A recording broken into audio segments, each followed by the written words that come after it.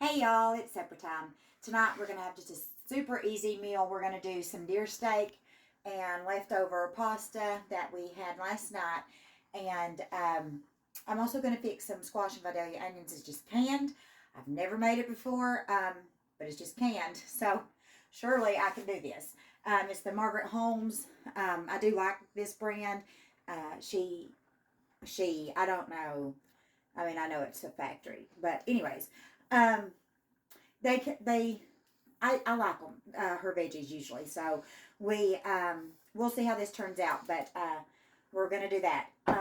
The pasta I have already over here on in a pot to warm up, and I just put it in the pot, and I added a little bit of heavy cream to make it moist and not dry. See, look how good that's looking so far. But anyways, that'll warm up. Looks like I've got it right now at I'll just turn it on down to 5 because it might take a few minutes for all this. This should be pretty simple. All right, I'll turn that on in a minute. All right, so I got the deer steaks right here, and my husband, he had already put them in marinade, so they had been marinating for several hours. So we brought them out, and I'm going to dry them off. Again, it's the same thing like last night when we did the tuna. You want them to be dry so the seasonings will stick better to it. And again, don't forget both sides when you're doing this. I got them dried, and I'm going to cut a couple tablespoons of butter off right now and put in my cast iron skillet. And I'm going to do one more tablespoon for the squash and onions. And then I'm going to put this in the cast iron. And let's turn this on medium for the steak. And we'll turn this on medium for the veggies too.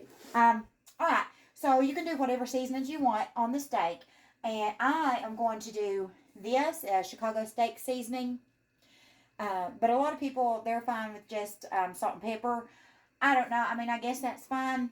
I don't know. I just can't bring myself to just do salt and pepper. But anyways, this is what I'm going to do. Just season it real good. And again, do like we did last night.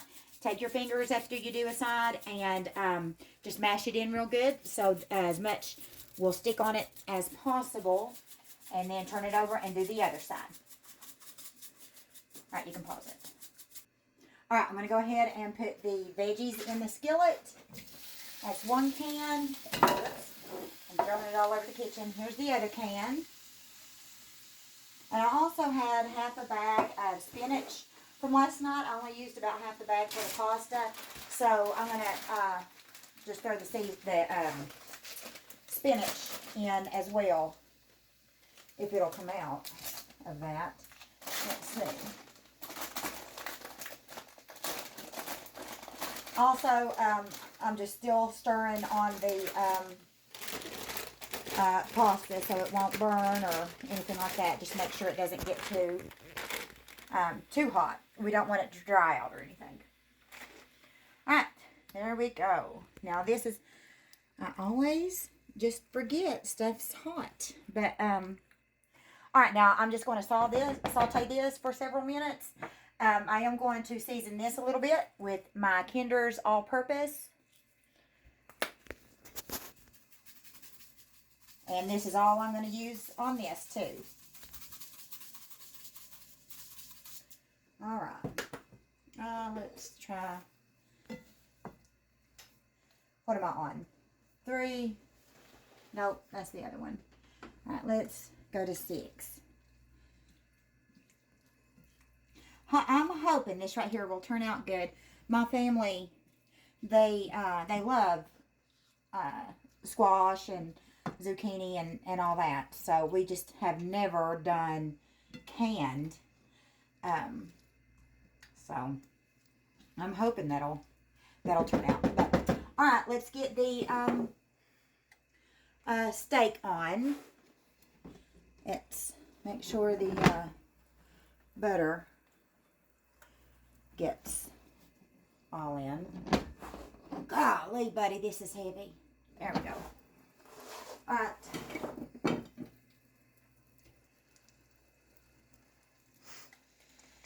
There you go.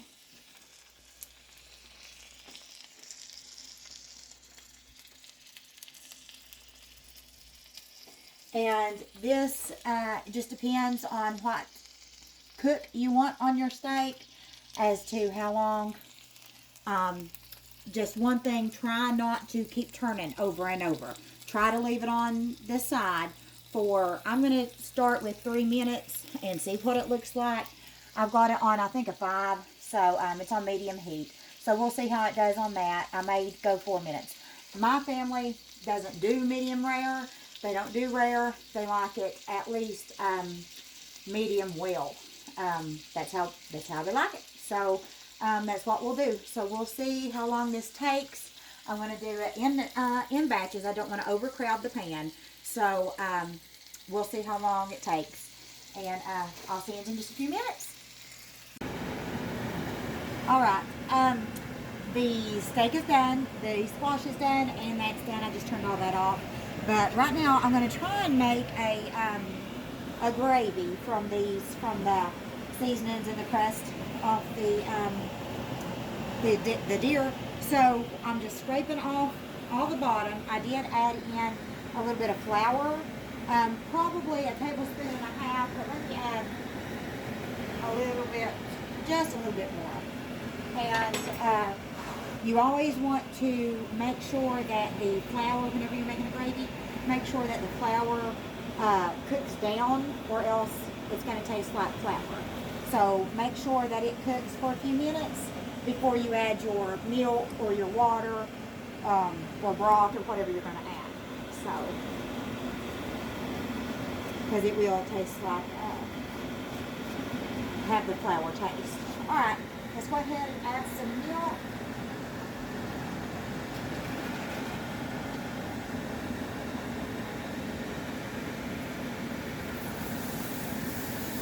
Let's do about that much. And we'll see what it looks like. Alright guys, we are done. Right here is the gravy. It did turn out a little bit thick. I should have probably added a little bit more milk. But you can always, if I really wanted to, I would add it right now. But I don't want to. So there's that. But here is the plate I made for my husband. We got the steak with the gravy on top, the squash with the onions and spinach, and the leftover pasta with peppers and spinach and broccoli from last night. So as always, if you all have any prayer requests, please let me know and I'll be happy to pray for you. You all have a good night and God bless you all.